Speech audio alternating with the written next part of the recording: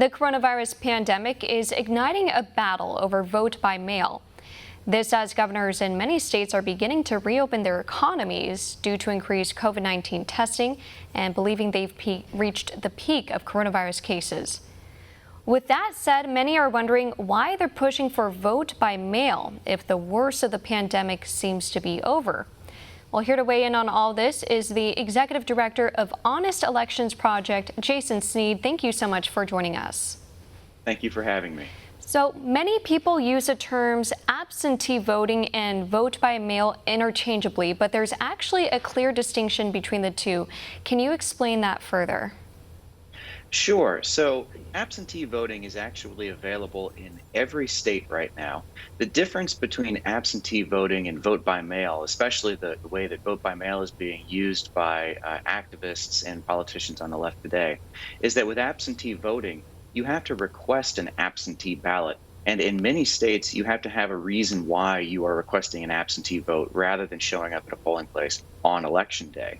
Vote by mail, as the term is now being used, actually means that you would be sending ballots directly to every voter registration on file, including inactive voters, and that is voters that the government has a reason to believe no longer live at that residential address. So there's a very key and very simple distinction. One is that the voter has to request a ballot. The other is that the voter will receive a ballot in the mail, whether they requested one or not, and whether they live at that particular address or are even alive and eligible to vote at all.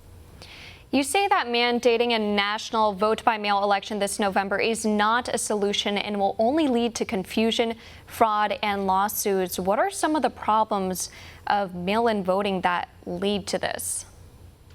Well, there are several significant problems with mail-in voting that Americans need to be aware of and which election officials need to be square and honest about in the public debate. One is that the current state of our voter rolls is poor. Voter rolls are riddled with errors. In fact, a Pew study several years ago found that 1 in 8 were inaccurate, out of date, or invalid. There are right now, nationwide, there are millions of inaccurate registrations on the records. 10 to 11% of the population moves every single year, so their registrations are automatically out of date when they move from one address to the next. On top of that, mail voting is inherently less secure than voting in person. Absentee ballot fraud is one of the most common types of fraud, and it's easy for someone to see how, if you're voting away from the controlled environment of a polling place where there are people who are there watching and observing and making sure that nothing untoward happens, at least in the ideal settings, you can see how voters could be subjected to intimidation or coercion, particularly in the ballot harvesting context. And you can also see how people, once they get their hands on ballots, could wind up altering or destroying them, which is what happened in 2018 in a congressional race in North Carolina that ultimately had to be redone because of fraud. And speaking of North Carolina, the Honest Elections Project recently sent a letter to officials in North Carolina threatening legal action if voter rolls don't meet the federal standard. So what is a federal standard? So right now, there are 2 federal laws that require that state officials undertake programs to clean up their voter rolls. And this is, of course, a common sense problem. As I said before, if 10 or 11% of the American population moves, not to mention people die or become disqualified to vote because of a felony conviction, you need to have accurate voter rolls, and that means you need to have an active maintenance program. But we know that many states and many jurisdictions do not.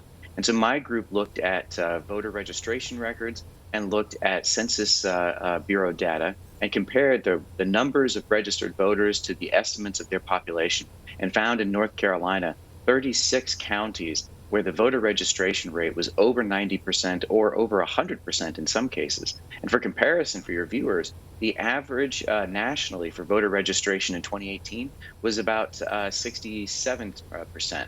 And so you can see that when you're looking at a 25 or a 30-point difference between those counties and what the national figure is, that's a red flag that those officials are not cleaning up their voter rolls. So we worked with voters in North Carolina who sent a letter this week alerting officials to the evidence that we had found. And under the federal law that we're talking about, there is a right of action that they can sue in order to enforce compliance. And we hope it doesn't come to that. And we hope that North Carolina will clean up its rolls voluntarily. But that's something that we're going to consider as time goes forward. Want to see more videos like this? Click on the link below and subscribe to One America News on YouTube, and call your cable provider and kindly demand that One America News is added to your lineup. Call and subscribe today.